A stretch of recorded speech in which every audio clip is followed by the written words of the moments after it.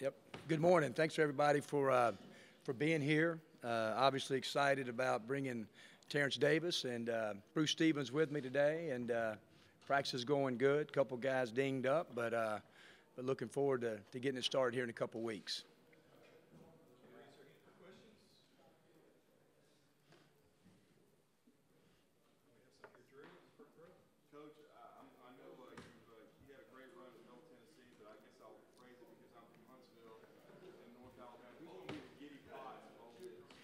You know, Giddy Potts was an unbelievable story there. You know, obviously, now he's in South Korea playing with Murphy Holloway, an ex-Ole Miss great. And, you know, it'll take a little bit. Terrence Davis has been a real fun guy to coach. He's embraced coaching. He's been really good. Devontae Shuler's another guy that he has is a toughness and has a good persona on the floor. But Giddy's one of those guys that you can coach it for a long time, and just his character and toughness and the way he can shoot it, he was a fun guy to coach.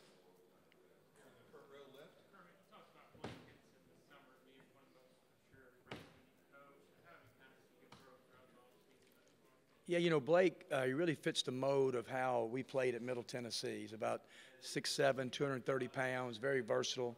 I don't think there's any doubt he'll be an all-SEC player before he leaves Ole Miss. He can make a three, he can drive it, but he's got great toughness, and he reclassified from 19 to 18.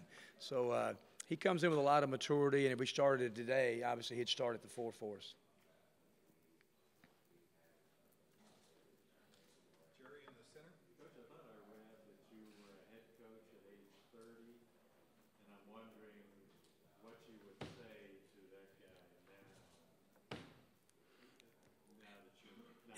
It is. You know, I was the head coach at Idaho. You know, I was head coach at a junior college at 24 years old. I was kind of the youngest junior college coach in the country. And then when I was named, Tim Floyd took the New Orleans job, and I took his place at Idaho at 30. You know, I just think that not to be sped up, you know, is the biggest thing that I would tell myself every day as you take the Ole Miss job. You know, it's just, you know, you just got to kind of live in the moment. You start trying to think about what may happen in 4, 5, 6 months. So it's just a day-to-day process, and you know, so it's things that experience matters, no question. Whether you're a head coach in the SEC or a player trying to find his way in the SEC, experience matters, Jerry. And so I think the biggest thing is just got to slow the process down, take it day to day, and really build it that way. And if we do that, then we're going to win games. And just as a follow, how does the experience and the difference it makes show itself? Well, I think this is that obviously the patience with a team that you're trying to build. I think that experience of putting together a staff to start it, the experience of walking in the locker room the very first time when you've got an unsettled locker room, Jerry, and guys are thinking about leaving. And so all of those things, I mean, we've been in those situations before.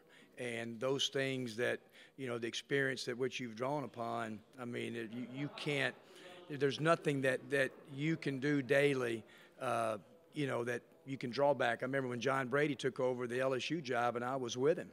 You know, and just the process, you go back there and understand the steps that we had to take to build a program. David, back on the left, Parrish is hiding. Kermit, I see you have a speaking engagement that is sold out Friday. What is your message right now to fans to inspire confidence in the team that won 12 games? You know, there's Parrish, you can feel it. There's a great vibe about Ole Miss basketball. It really is. I mean, the people, the reception has been unbelievable. You know, I think, you know, ticket sales are up, season ticket sales are up. I just think people are excited about basketball. North Mississippi has an unbelievable basketball fan base. For people who hadn't been in those country towns around there, they love it. And so we have Seth Greenberg coming in for our tip-off celebration Friday, and we've sold it out.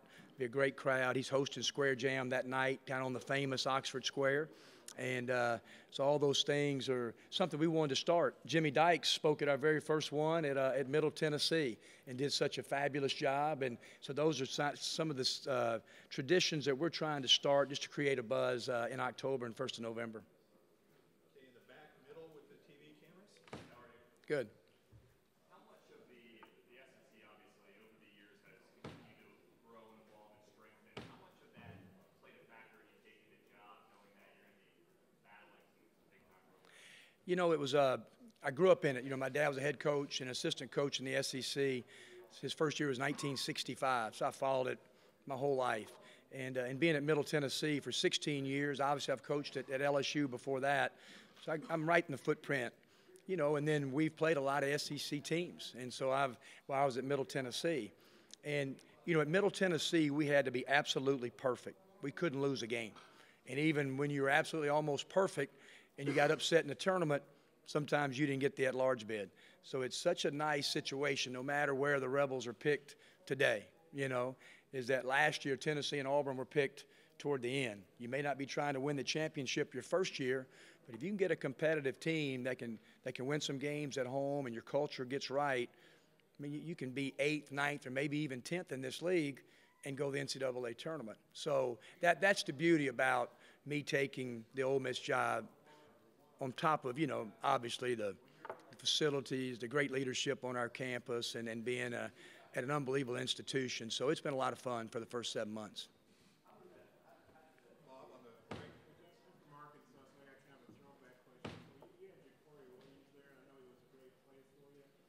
What did you think about him, what he did for you, and maybe help you get this job, guys like him? You know what he's doing now. Yep, Jacory's with the Cleveland Cavaliers. He's at a G League team. He turned down some big contracts in Europe. He's just trying to get to the NBA, and I think he's got a great chance. He had a really good year in the G League last year with the Cavaliers. You know, Jacory was a guy that, you know, was MVP of our league. I saw him grow up so much. He really, and he did. He had a great appreciation for his time at Arkansas. I mean, he does, and he still had a Hog sticker on his truck as he drove, you know, in Murfreesboro. But you know, he set out a year. He grew up. He got his degree, MVP of our league. Helped us win 31 games. We beat Minnesota in the first round, and he really is. He's one of the most competitive people and one of the most improved players that I've ever coached. A third row in the center. As you're trying to get adjusted to the SEC, just what have you learned about how competitive this league was last year in Kansas? You know, last year when I was at Middle, we played Ole Miss and played Vanderbilt, and was fortunate to win both games. And we'd played, you know, we'd fortunate to beat Auburn a couple of years before, and then, you know, so we've been involved in the SEC. But it's the best the league has ever been in the history of the league, top to bottom, no question. The quality of coaches, it's almost getting to be like football recruiting, where you could look at a team in the SEC in football and he'd finish 10th in the SEC in recruiting, but be in a top 25 class. And so basketball recruiting is almost getting like that. So the coaches here are doing a fabulous job of keep getting very good players. It's funded better than it's ever been funded in the history of the league at every school. Ole Miss, all the chips are in as far as is absolutely a total commitment to basketball in every phase. And so we don't need for anything at Ole Miss. You know, we got to recruit to it and we got to coach to it. And I think that's where the whole league has gotten to that point.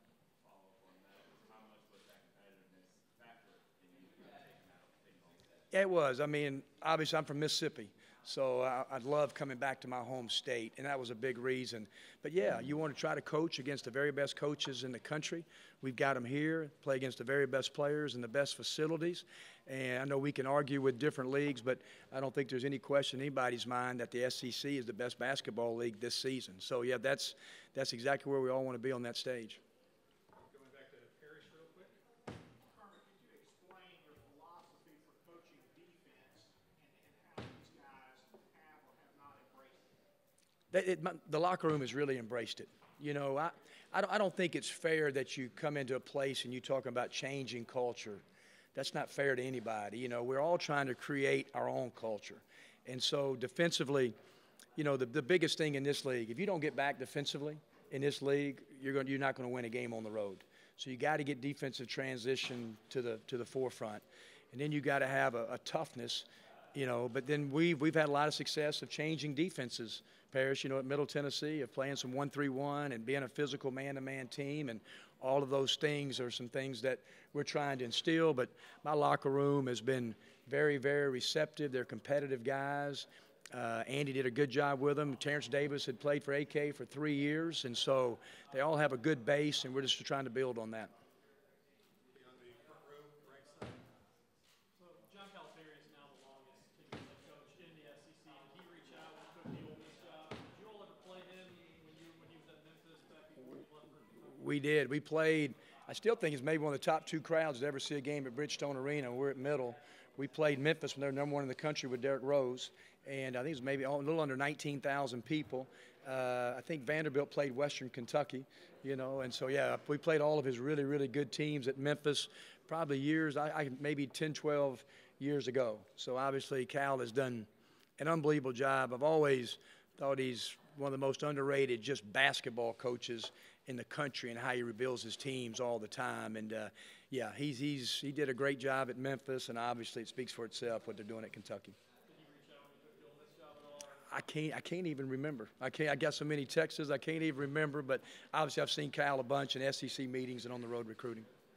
Second row, middle. Kermit, you mentioned about how you think the SEC is unquestionably the best league. How much should we attribute that to so many guys who tested the waters and came back? No question about it. I mean, and I think it's probably been said here before, when Kentucky gets older, then obviously that's hard for everybody in college basketball, and they're older than they have been. And so, you know, I just think that a lot of guys, like even Terrence Davis for us, put his name in the draft and had a lot of workouts, chose to come back. And, you know, it happened at different places, at Auburn and different places. So I don't think there's any question when that happens and the league has good young players and then more mature players, all league players coming back, then that's when the league is going to really take off.